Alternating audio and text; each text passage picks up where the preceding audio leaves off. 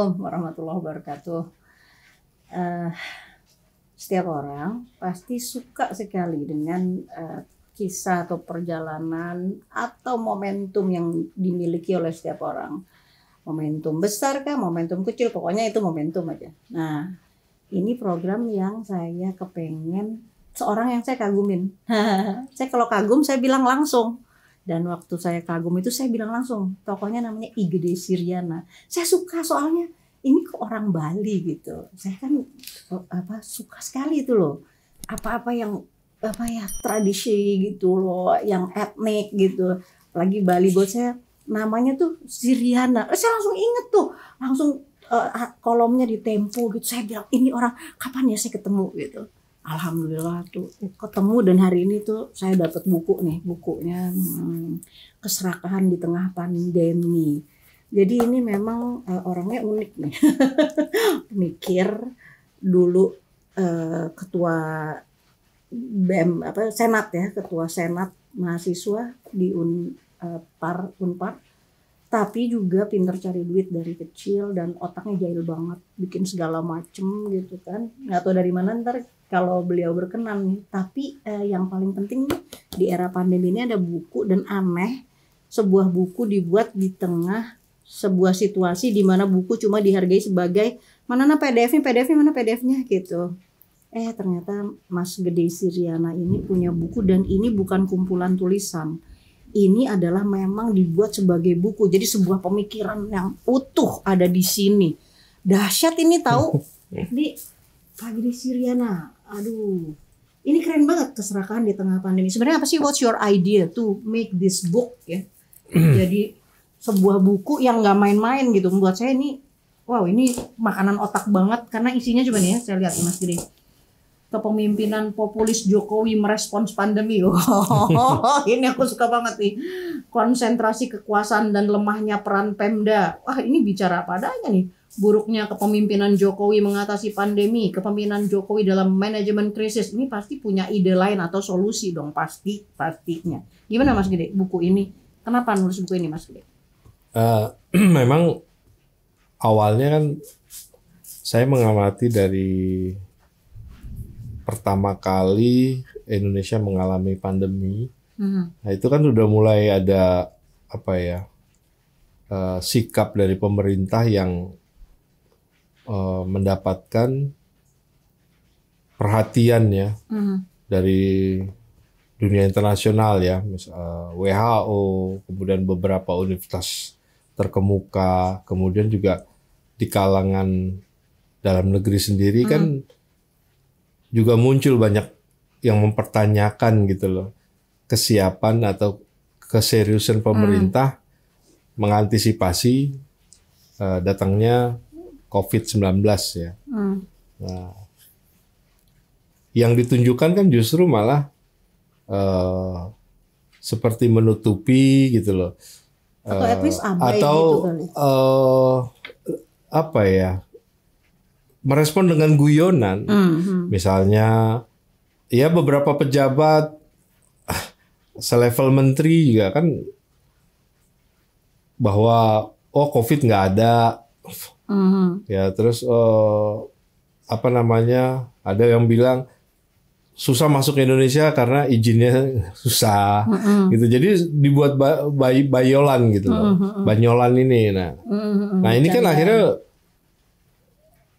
di mata rakyat itu jadi gimana ya? Masyarakat pasti kan akan melihat, iyalah kalau pemerintah nggak serius ya berarti mungkin pandemi itu juga nggak ada kan? Yang meledak pandemi kan ada di luar negeri dulu kan, setelah Cina baru Eropa, Amerika gitu. Nah, saya melihat dari beberapa negara-negara yang termasuk wilayah Asia Tenggara, ASEAN itu mereka dari Januari sudah masuk, udah mengakui kasus pertama sudah dilaporkan gitu loh. Nah, Indonesia kan deket gitu. Misalnya Singapura lah, kan frekuensi perjalanan dari dan ke Singapura ini kan rutin gitu loh, dan banyak. Tapi Singapura dari Januari sudah melaporkan ada kasus pertama gitu loh. Nah, jadi wah ini pasti ada sesuatu kenapa gitu loh. Apakah memang ini tidak dilaporkan gitu loh.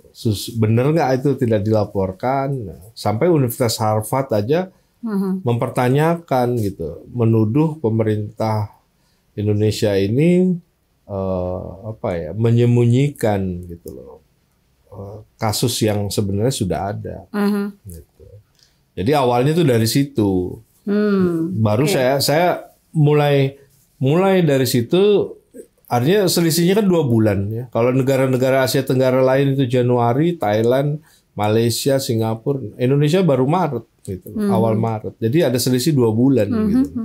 Nah, sesudah itu baru saya melihat wah ini awalnya kok begini.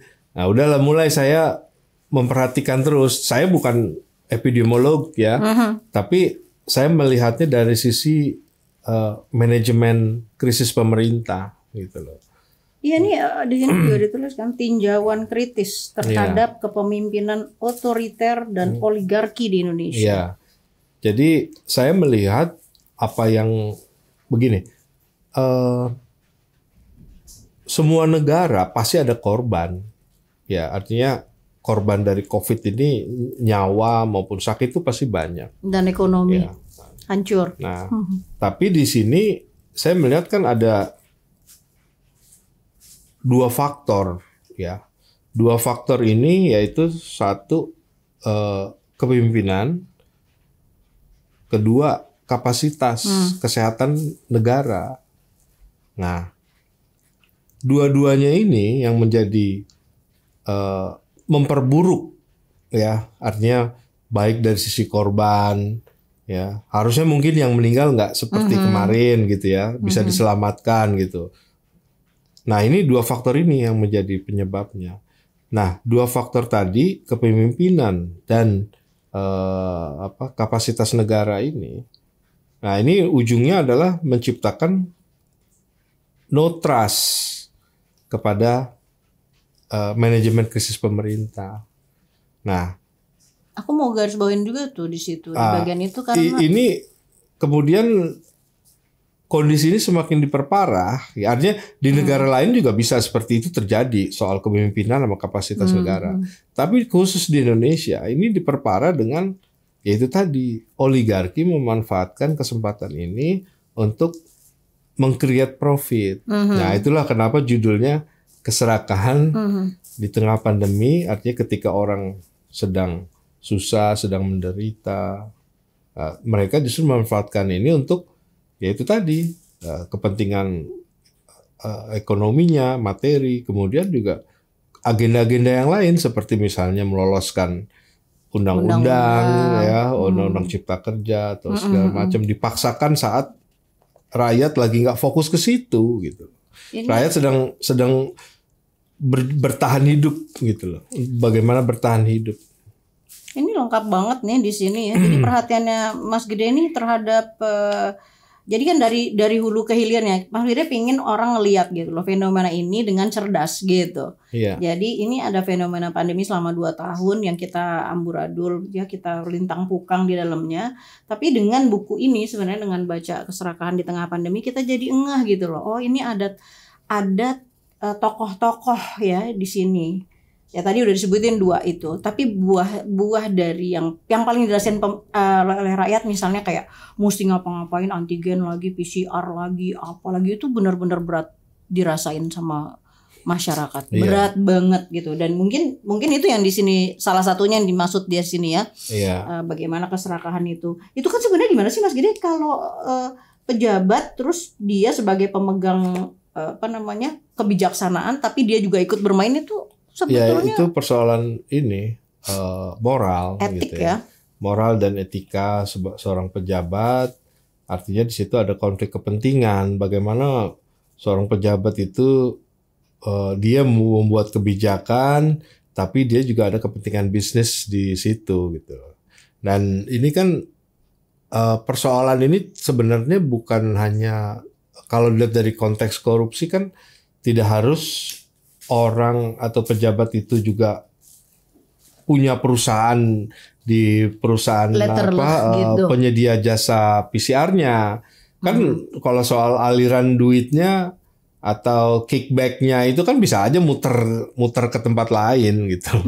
Jadi nggak harus karena dasar itu. Tapi yang penting adalah seorang pejabat itu ya dia harus bisa memisahkan gitu loh. Artinya dan dia tidak punya konflik interest di situ. Tapi sebelum di persoalan masalah PCR tadi, kalau menurut saya hal ini bisa terjadi karena yang menjadi leading sektornya itu bukannya dari kesehatan, gitu loh. Harusnya ini kan gini, yang dipakai kan pertama undang-undang darurat kesehatan. Tapi dengan darurat kesehatan pemerintah sendiri kan tidak menggunakan undang-undang kekarantinaan kesehatan, di mana pemerintah harus memberikan jaminan menanggung semua kebutuhan makan ya orang maupun ternak. Selama dilakukan karantina. Karantina itu dalam konteks bahasa Inggrisnya kan mungkin bisa disamakan dengan lockdown ya.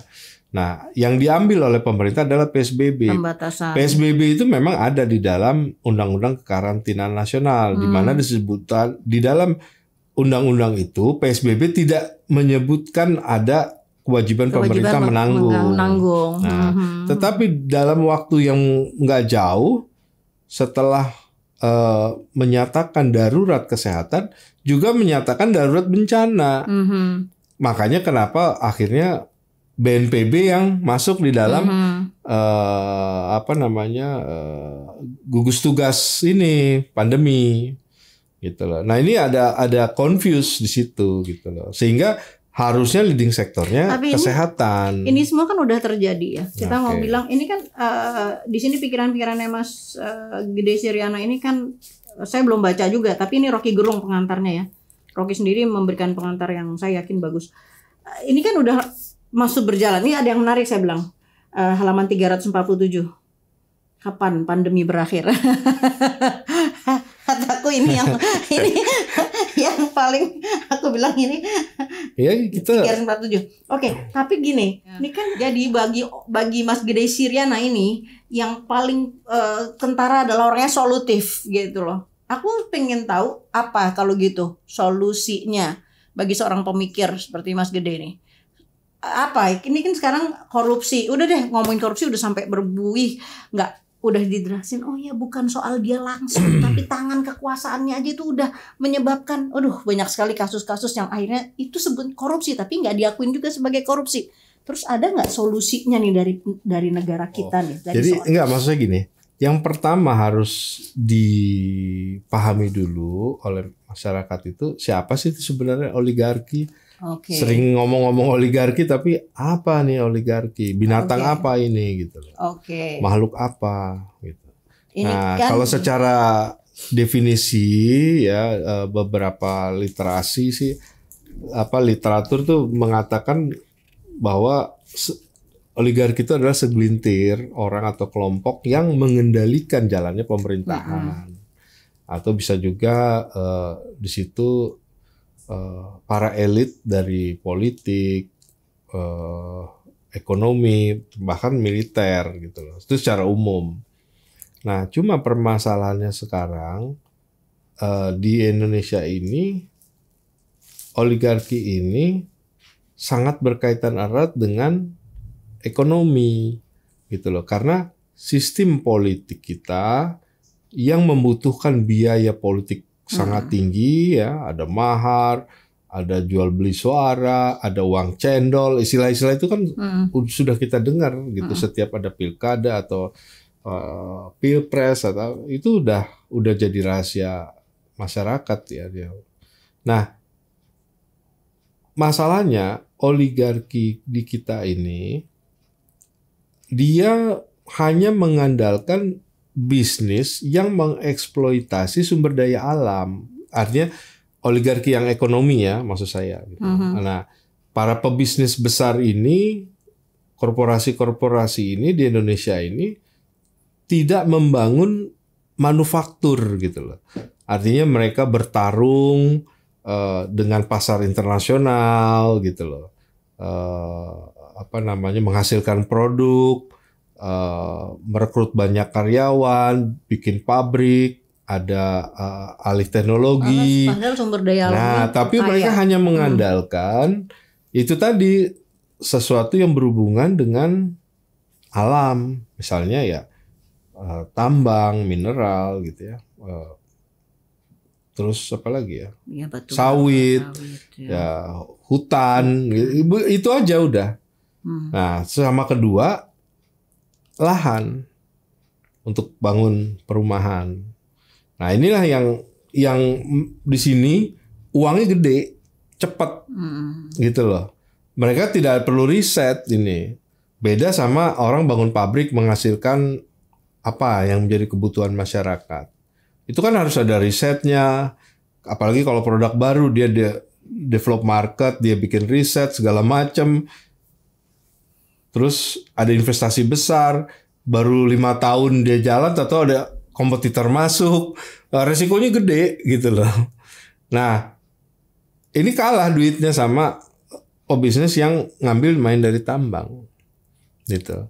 Dari tambang inilah yang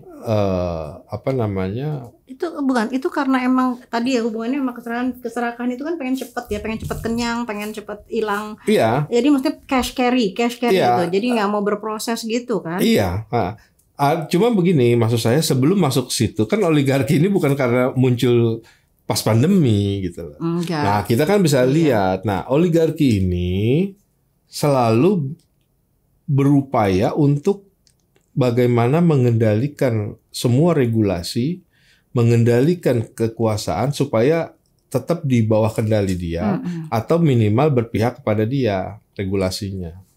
Nah, sehingga bagaimana caranya dia mempengaruhi setiap pemilihan, ya, apakah itu partai, apakah itu presiden gitu.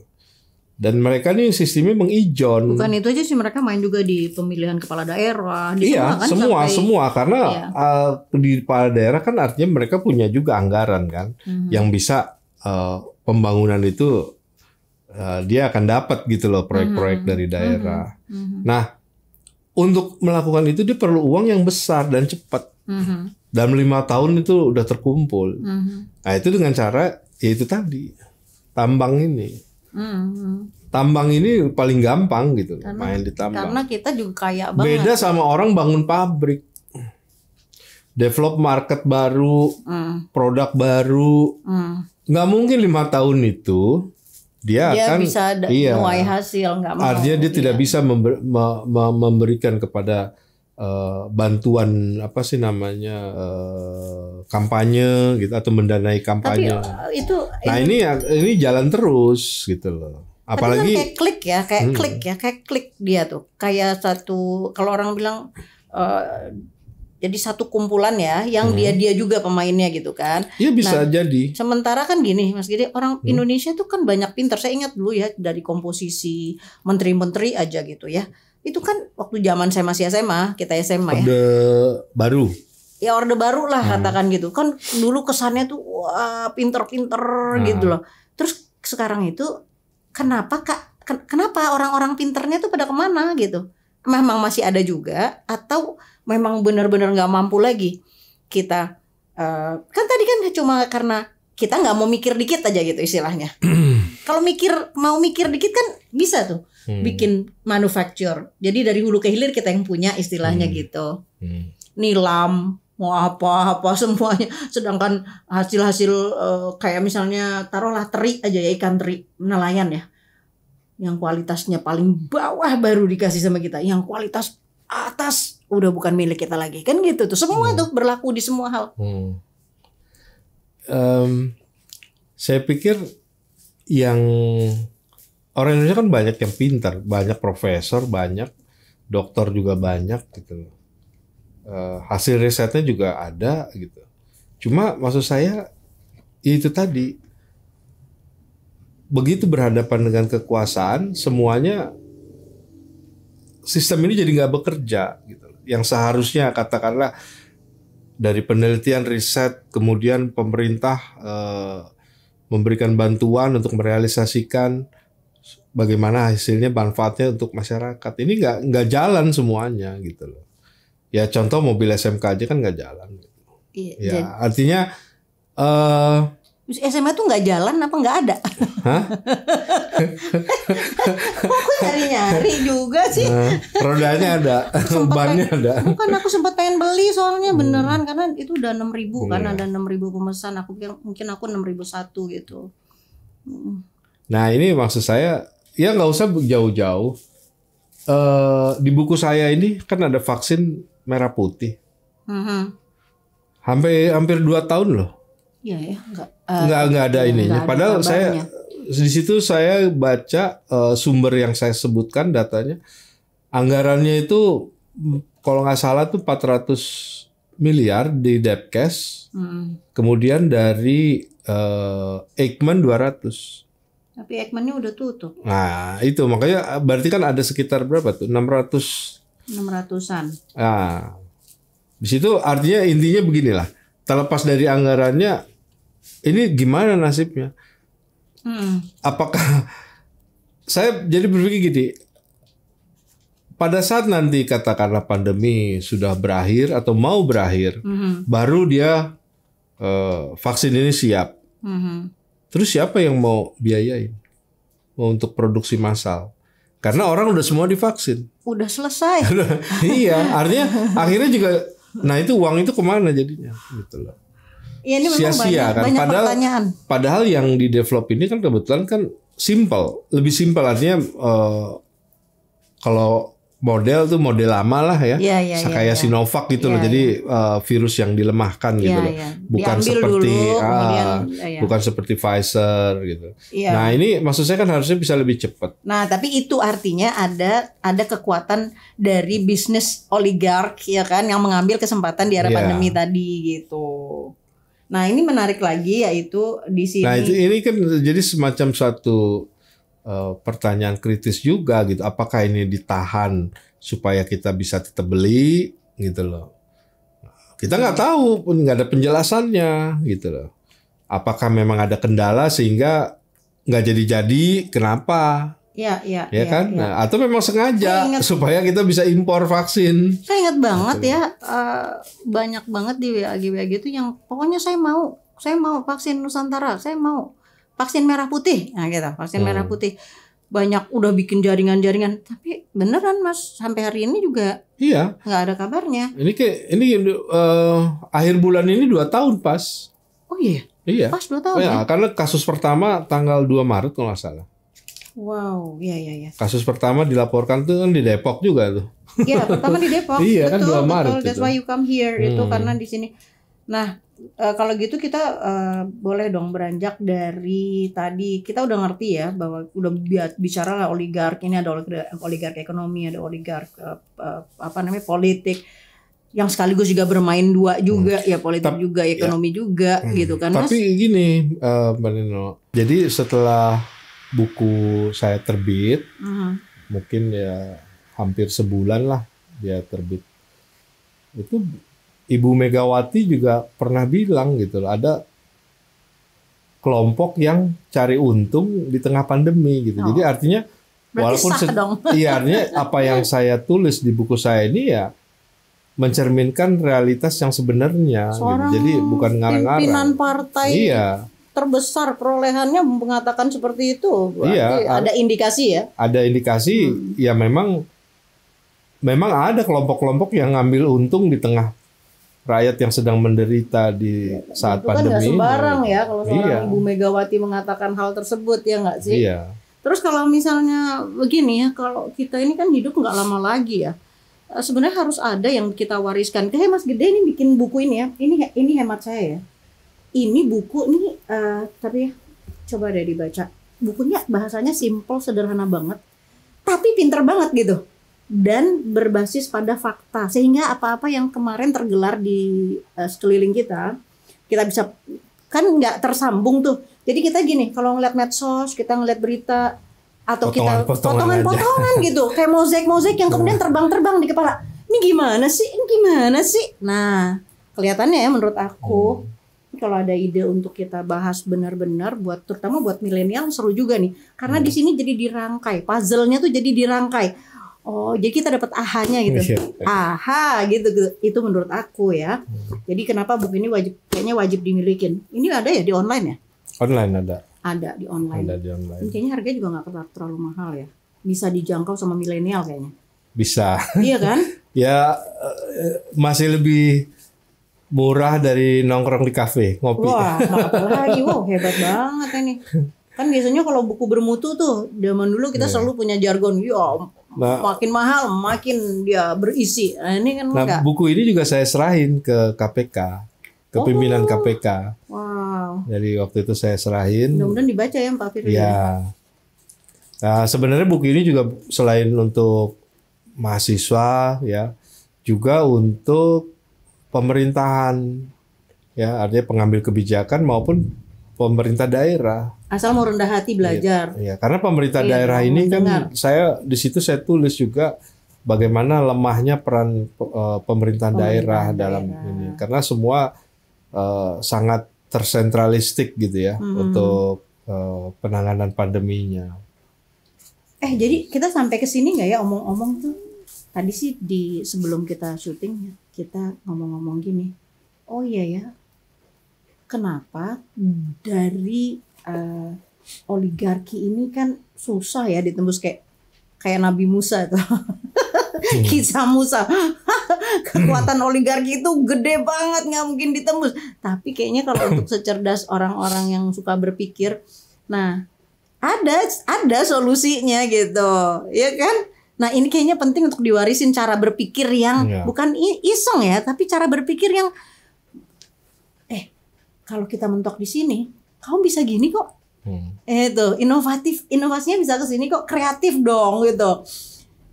Padahal bangsa Indonesia juga punya akar apa namanya? Kalau aku bilang kalau misalnya bilang oligarki ekonomi, sebenarnya dulu nenekku ya, nih cerita ya, nenek saya itu bukan berjualan ya, tapi nenek saya di depan rumahnya dulu di Jawa Timur. Itu kalau pedagang-pedagang perempuan ya turun dari tempat mereka bersepeda-sepeda itu nenek saya itu menjadi tempat hampiran gitu. Selain memberi minum, jadi minum gratis, tapi juga menjadi tempat hampiran. Artinya di akar rumput di bawah sebenarnya kita udah punya itu spirit itu, bener nggak sih? Iya. Jadi kalau saya lihat dari saya kecil aja, rakyat itu kan tidak semua jadi pegawai negeri, tidak semua jadi buruh, tidak semua jadi pengusaha. Bahkan menurut saya jauh lebih banyak itu kelompok masyarakat menengah, mungkin bawah kali ya, yang sebenarnya dia punya jiwa entrepreneurship gitu loh. Tiap pagi bahkan ketika orang masih tidur dia udah nyiapin masak ya buat jualan gudeg, jual bubur ayam, jual nasi uduk. Jam 2 pagi. Iya. Artinya kalau pemerintah hari ini mencanangkan atau slogannya untuk entrepreneurship, kewirausahaan, rakyat dari dulu udah punya. Cuma masalahnya diarahin apa enggak, disupport enggak oleh negara gitu loh. Nah kalau mereka disupport, mereka bisa menjadi besar gitu. Nah kalau misalnya semua rakyat ini jiwa entrepreneurship-nya itu difasilitasi oleh negara, keren. Lama-lama saya pikir kita bisa mengalahkan oligarki ini yang nguasain struktur ekonomi kita gitu loh. Koperasi juga harus dibenerin, tapi koperasi bukan koperasi seperti koperasi yang hari ini gitu ya, tapi koperasi yang benar-benar koperasi yang menjadi korporasi. Oh menarik itu. Iya, jadi koperasi yang jadi basisnya korporasi. itu bukan profesional tapi domisili. Misalnya di satu kabupaten, yang anggota koperasi itu semua warga yang tinggal di kabupaten itu. Ada simpanan pokoknya. Nah, simpanan pokoknya ini sama semua. Misalnya mau 50.000 semua satu orang. Yang beda, yang apa namanya simpanan sukarelanya yang beda. Nah, simpanan sukarelanya seperti saham. Jadi yang tukang beca yang sanggup cuma beli 100.000 ya dia cuma 100.000. Yang besar-besar, tapi koperasi kan walaupun perbedaan di saham ininya, ini beda dengan perusahaan terbatas gitu ya atau PT. One man one vote tetap. Hak suara tetap satu orang, tidak di apa namanya dipengaruhi oleh modal gitu, oleh simpanan gitu loh. Nah, pembagian keuntungannya nih supaya adil, nah itu baru sesuai. Nah, tapi simpanan wajibnya sama semua gitu loh. Tapi yang penting yang penting adalah di daerah itu, misalnya. Di daerah itu dana itu nanti bisa dipakai untuk pembangunan. Misalnya dia mau di kabupaten itu mau bangun jembatan misalnya. Nah, kontraktornya dari Jakarta. Ya udah kontraktornya ini pakai modal dia misalnya berapa 60%. Nah 40%-nya dari koperasi di daerah situ. Jadi dia punya andil kan, artinya dia berhak. Dia juga ikut memiliki. Jadi nggak tangan di bawah, ya kan? Ya jadi bukan hanya dia hanya menikmati, tapi dari proses awalnya dia sudah terlibat rakyat ini. Bukannya kalau misalnya pendapatan daerah itu kan sebenarnya orientasinya sebenarnya niatnya kayak gitu kan. Kalau misalnya ada harta daerah tersebut, contoh deh misalnya Wadas misal. Enggak, kalau saya membandingkannya begini, bukan dari dana APBD ya. Jadi kan pemerintah kayak sekarang nih mau bangun infrastruktur pakai SUN. Iya. Ya kan? Nah, ini kan sebenarnya nggak perlu kalau di situ ada koperasi. Gitu lah. Jadi infrastruktur ini menggunakan dana koperasi masyarakat. Ya artinya mandiri benar. Iya gitu. Mandiri. Nah justru itu namanya mungkin nanti koperasi mandiri, pembangunan mandiri. Jadi saya mengimajinasikan di tiap daerah itu koperasi yang berbasis domisili ini nanti akan memiliki sekolah sendiri, rumah sakit sendiri gitu loh. Sehingga ketika dia memasukkan anaknya di sekolah itu masuk ke rumah menggunakan jasa rumah sakit itu keuntungannya pun buat masyarakat situ. Kalau selama ini kan kontraktor misalnya kontraktor dari Jakarta. Ya, profitnya kan dibawa lagi. Itulah kenapa daerah ini tapi jadi eksploitasi aja. Iya, jadi pembangunannya itu tidak bisa. Dan nggak perlu iri juga. Misalnya mau terjadi pemerataan pembangunan, namanya juga negara ya. Misalnya mau bilang pemerataan pembangunan, ya artinya dari satu daerah nggak bisa iri jika misalnya di sini ada tambang, misalnya di sini cocok tanam. Tapi disitulah justru ke dalam keberbedaan itulah artinya kebinekaan kan? Enggak, ya sebenarnya begini. Kalau bisa dia punya koperasi, kebetulan dia di situ nggak ada tambang, kreativitasnya akan keluar. Dia akan mencari apa lagi? Dia akan cari apa? Kreativitas ini yang penting kan. Artinya di era modern ini yang penting kan kreativitas. Dia mengkreat, tapi masyarakat diajak. Jadi bukan hanya urusan kepala daerah untuk istilahnya pendapatan asli daerah itu tidak hanya mengandalkan perizinan. Itu kan selama ini kan hanya mengandalkan perizinan. Perizinan itu maksudnya perizinan tambang, perizinan buka perumahan, pajak restoran kayak gitu. Harus ada kreativitas yang bangun usaha di situ, tapi menggunakan dana koperasi yang berbasis domisili. Nah, ini juga akan mengurangi korupsi. Kenapa? Karena rakyat merasa memiliki nih, misalnya jembatan. Kok jembatannya begini nih, korupsi nih. Dia ikut ngawasi dalam duit dia.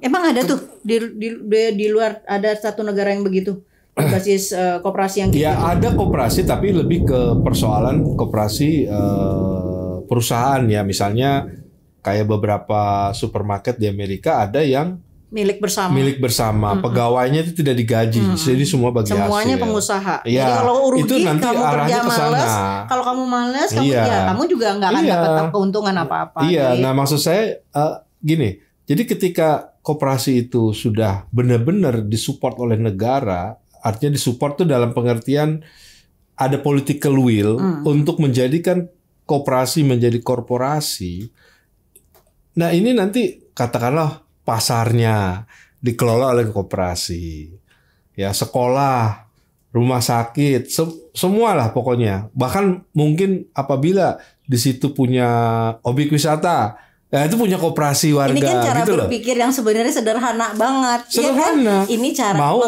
mengembalikan ya pada pemikiran yang sangat sederhana. Sederhananya apa? Ada rakyat di satu daerah, lalu dia punya kekayaan alam. Yang punya siapa? Yang punyanya ya rakyat itu. Kan gitu sederhana kan? Tapi persoalannya ada yang nggak mau. Kan begitu. Nah, jadi nggak apa-apa.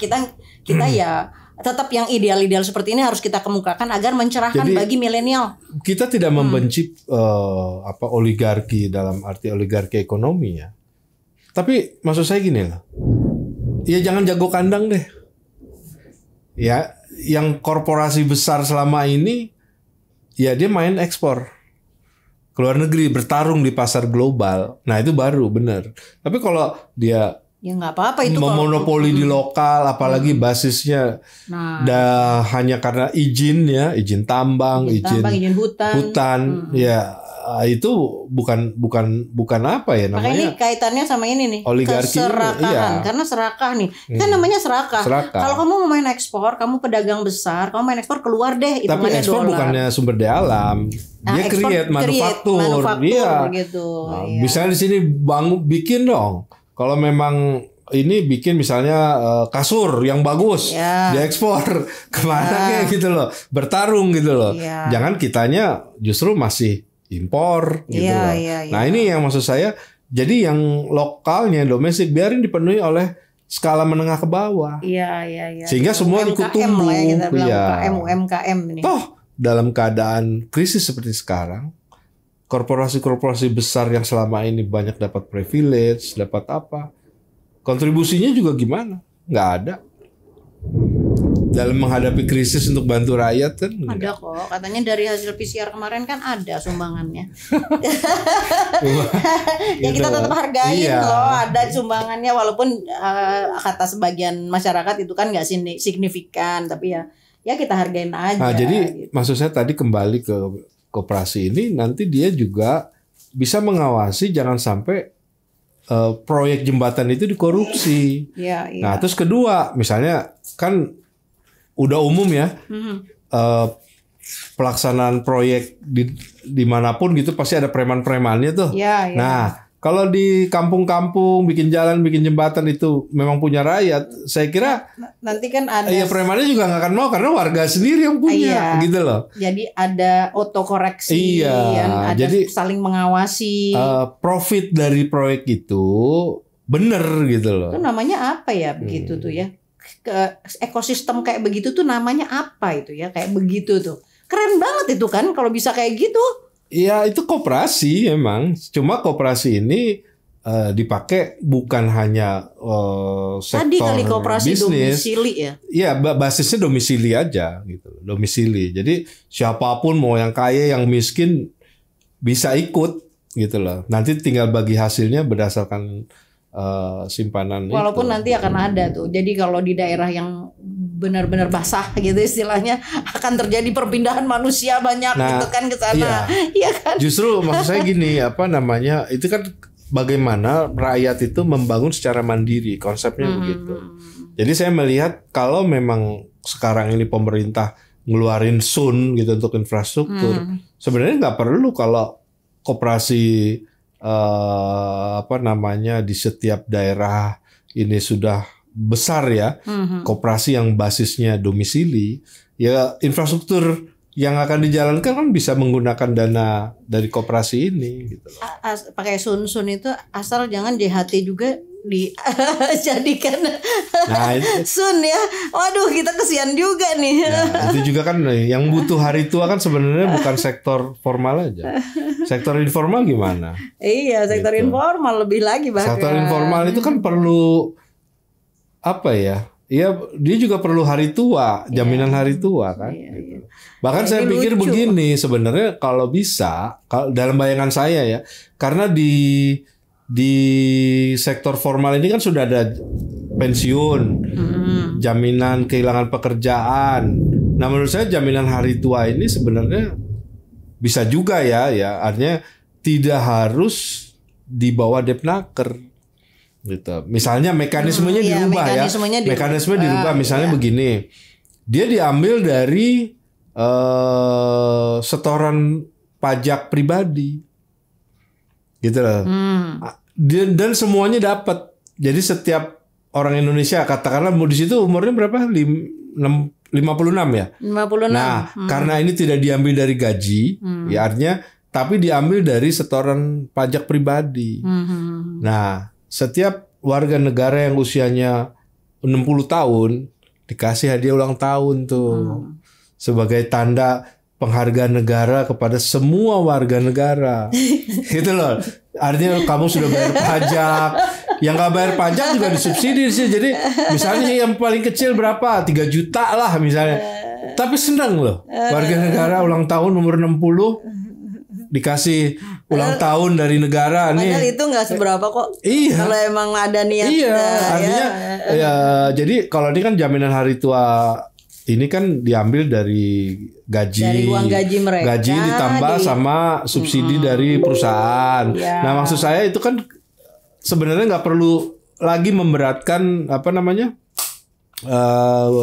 pekerja. Kan udah ada jaminan pensiun. Uang pensiun udah ada, terus kehilangan pekerjaan udah ada. Nah hari tuanya ini nggak ada urusan sama bekerja, artinya yang formal aja, yang informal juga perlu. Tukang parkir kan pengen tahu umur 60 tahun gue. Nah itu. Nah ini maksud saya mekanismenya dirubah. Itu jadi bisa keadilan bagi seluruh rakyat Indonesia itu tercapai. Apa namanya dari pajak ya.